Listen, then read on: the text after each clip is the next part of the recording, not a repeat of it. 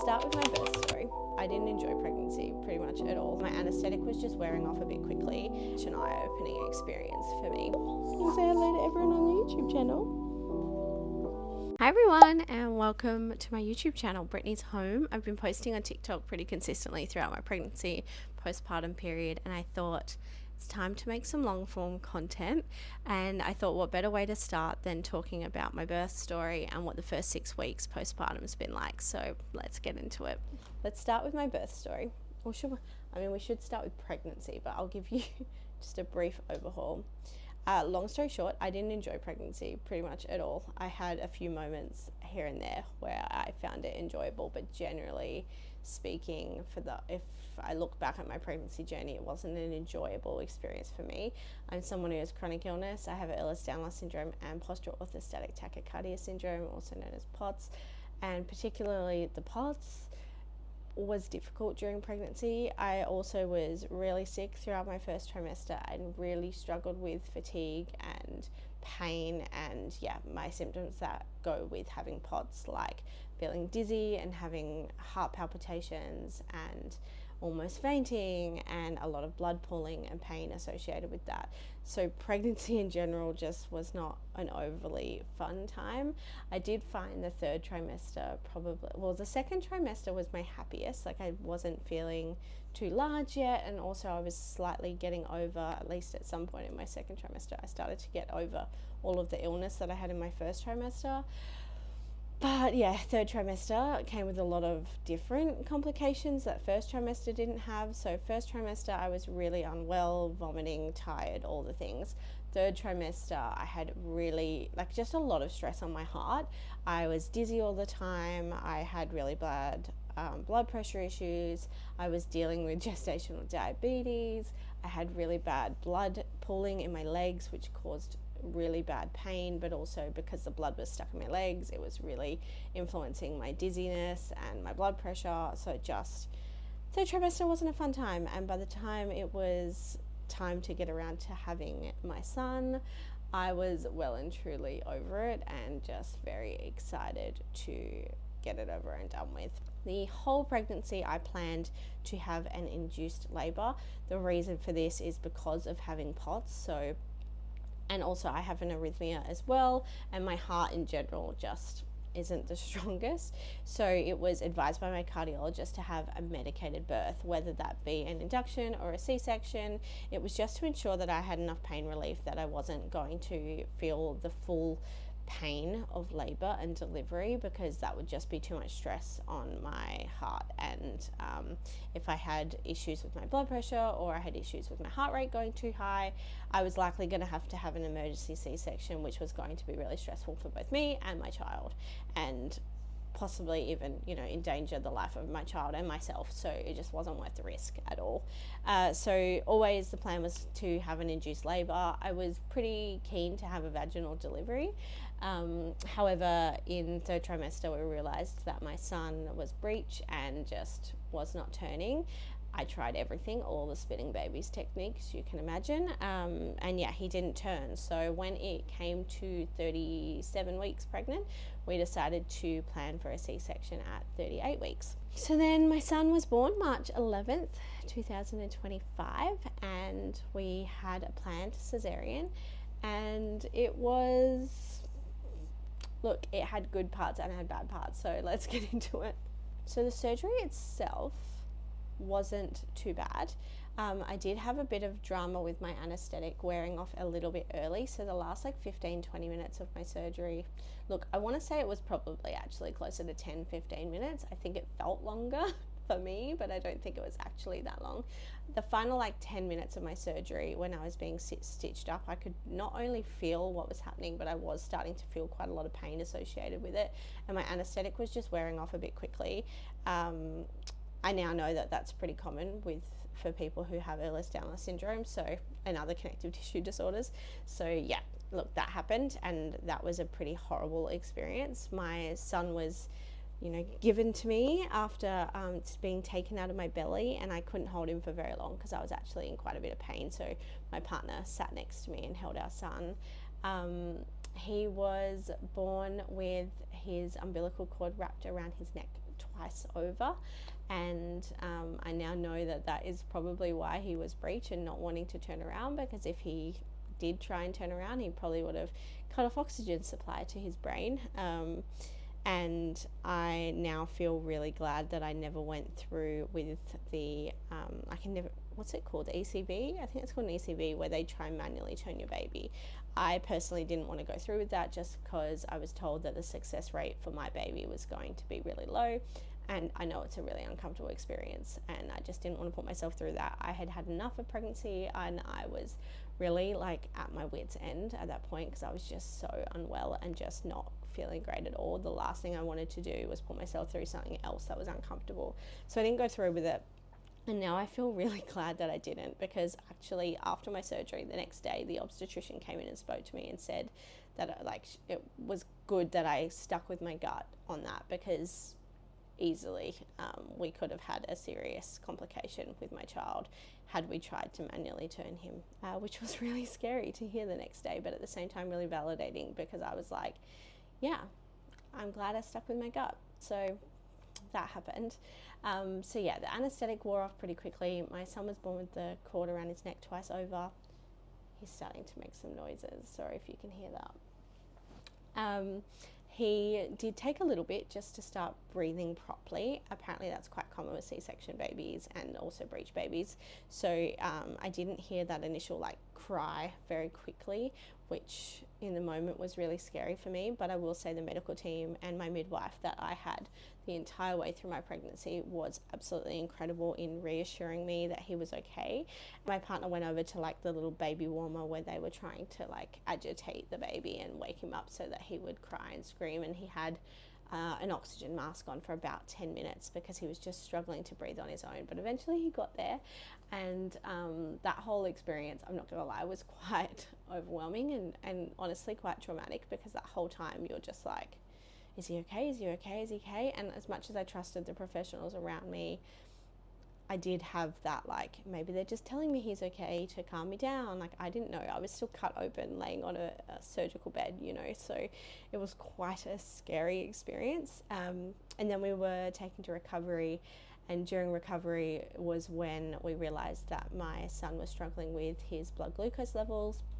So he was actually taken to the NICU. I was told that it wasn't an issue that he needed to be in ICU for, but that was the only place to get pediatric care for that type of issue. So he was taken to the NICU and he was there for 2 days. But this was definitely the most like traumatic part of my birth story. I never once considered that my son might be taken from me and kept separate from me. So I was taken back to my ward room, and I couldn't walk, I couldn't move. It took me 8 hours before I was able to transfer from the bed to a wheelchair to get myself to the NICU to go and see my son. So after I birthed him, and like I said before, I only held him for a couple of minutes because I was in so much pain, like getting stitched up from the surgery. Other than that couple of minutes that I held him for, I didn't see my son like for 8 more hours after that.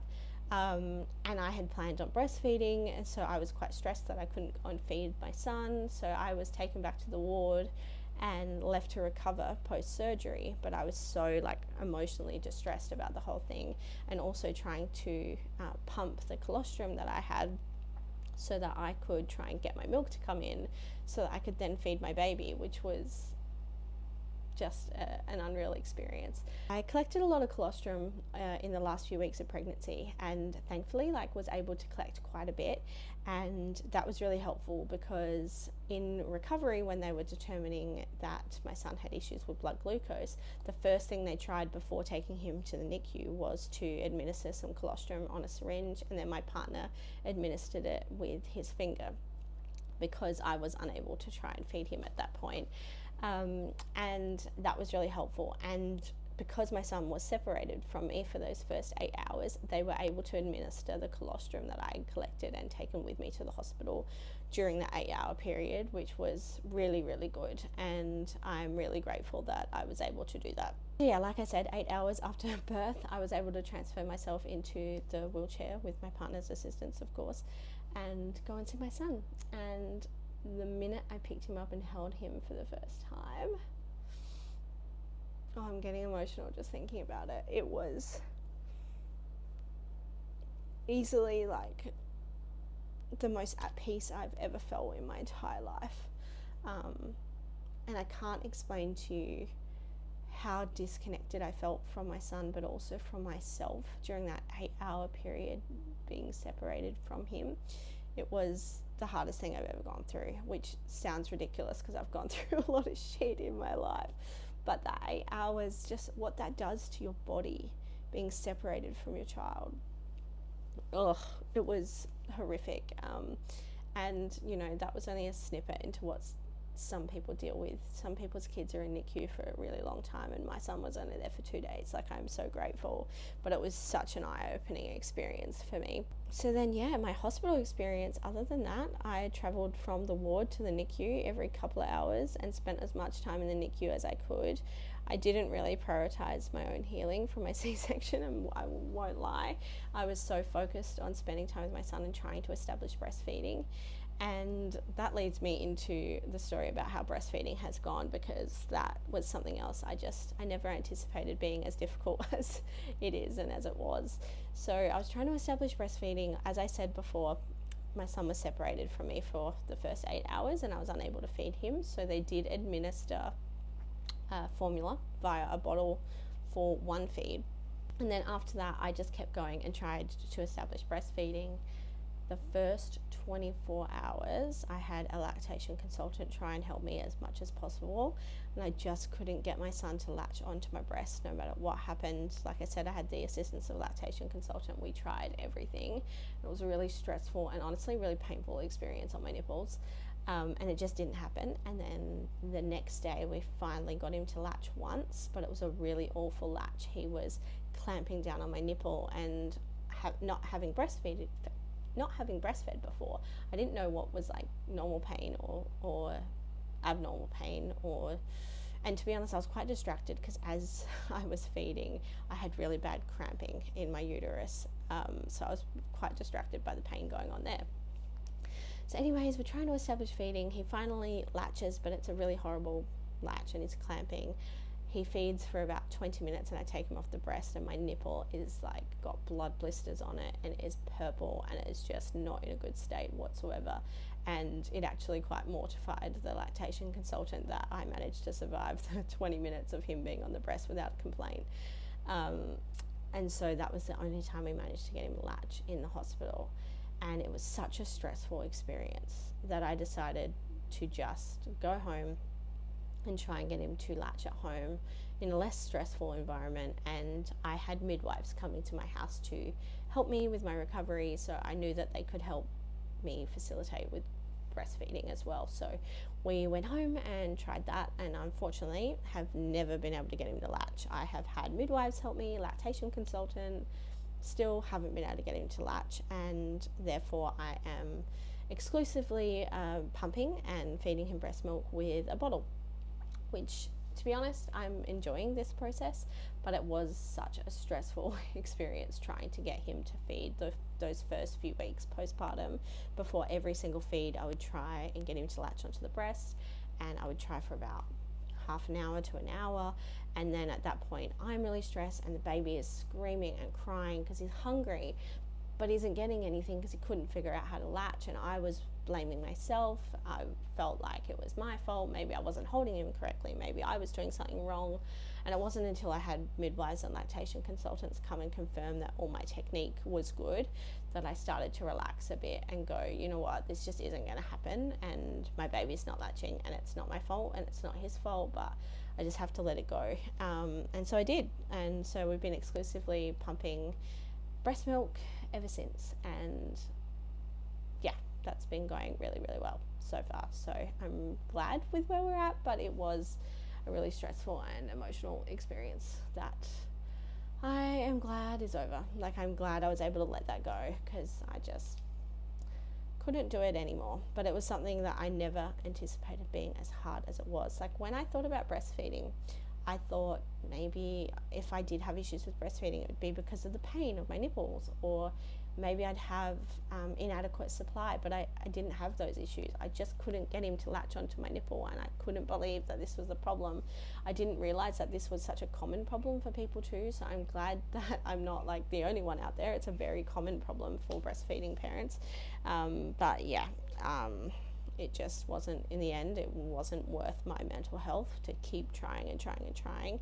So we've decided to continue with pumping and feeding with breast milk. My overall C-section recovery has actually been really good, I think, because I got up and moving like as soon as possible. I know it was kind of forced upon me because I had to, travel between the NICU and the ward as back and back as much as I could.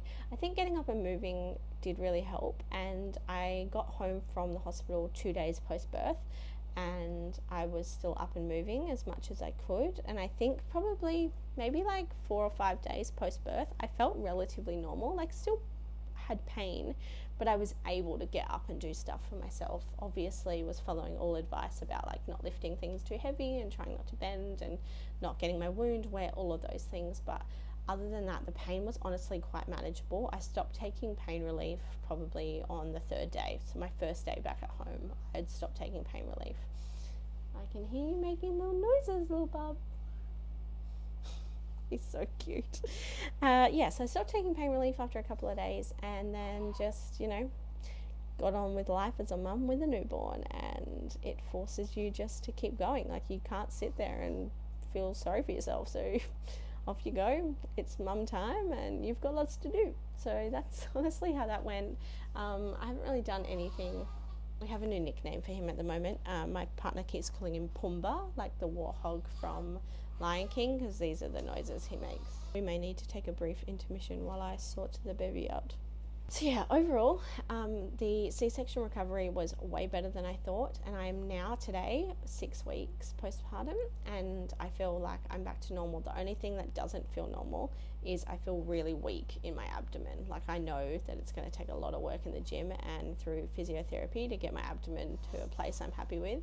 He's back making warthog noises. But overall, yeah, C-section recovery was a lot better than I expected. I'm now using these silicone scar, I don't know what they're called, like they're like sticky silicone, I guess, bandages, but they're not really bandages, that go over your scar to help with healing. I'm now using those. So you have to wait until the wound is like completely closed in order to start healing that. So I am now using that, and we'll see how it goes. I'm wearing it as often and as long as I can. That's just to help with the scar healing, and so far so good.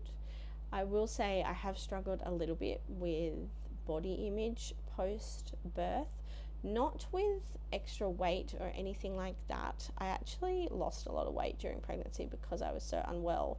So I'm actually thinner now postpartum than I was prior to getting pregnant. So seeing my body as small as it is now is actually weird for me as well.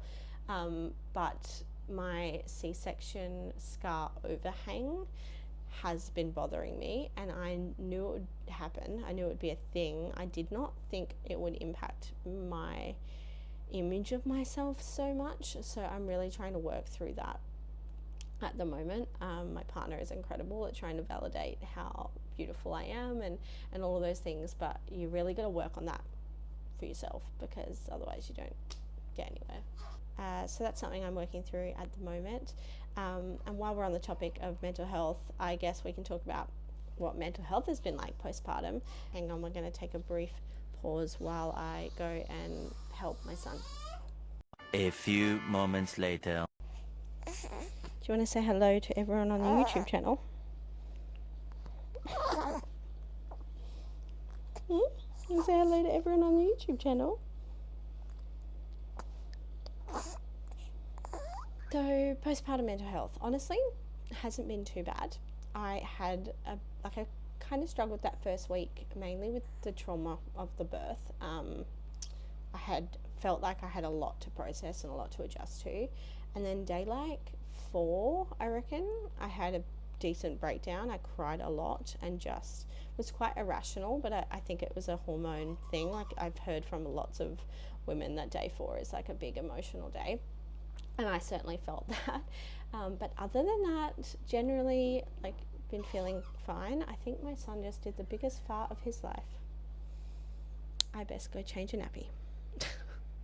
But honestly, mental health wise, I've been pretty good. I think that it's very obvious though the days where you're really sleep deprived, because you certainly feel it in the mental health department.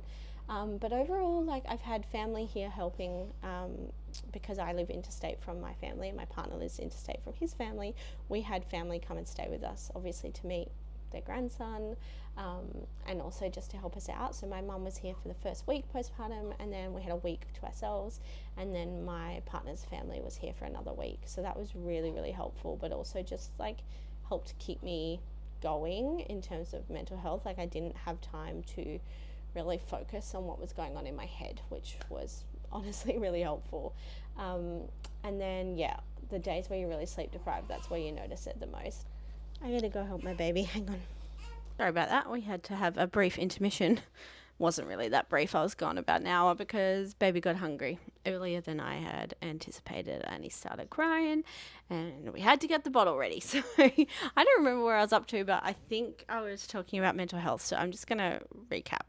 Long story short, mental health during my 3rd trimester of pregnancy honestly got quite low towards the end. I was so done with being pregnant. Every day I was just wishing it was over, and I was just taking every day as it came. Whereas postpartum, I've had a lot of support around me, and I think that was really helpful. However, our families left maybe 2 weeks ago, so it's been 2 weeks of us just being on our own. And I have found that really helpful in order to help me establish some sort of normalcy in my life and to try and do things that fill my cup.